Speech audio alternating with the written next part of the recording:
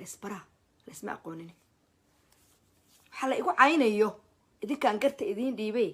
barkeena ka sheekeeyay waagaan kow sheekada ku cusbaa Soomaali sheekada ku cusbayd oo aan hadlay oo victimka ka hadlay waan garta hadda waa la fadhiyaa haye xirnaantu waagay garnaag weyn oo soo xiirata idinku cusbayd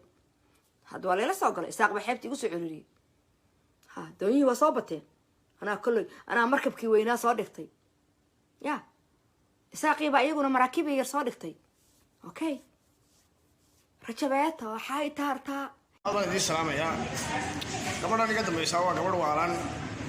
ودن فرانسيسكو شوفتوه حنوسنا حق مسكح ذا إما كانوا كسي درتوي وعلتي مركب وقعتين كذي وراء عرفت ولا شيء ودك تريان قصار قلي يلا كرهت سويسين وكل نقطة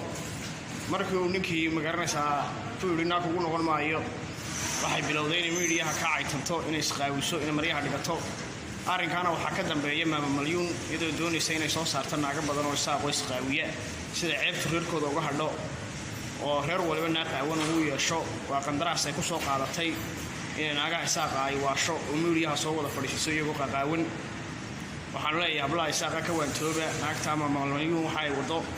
inanta naamada xanabar baa kaga yaala wayna xanuunsanaysaa in dhaweyd baa way xanuunsanaysay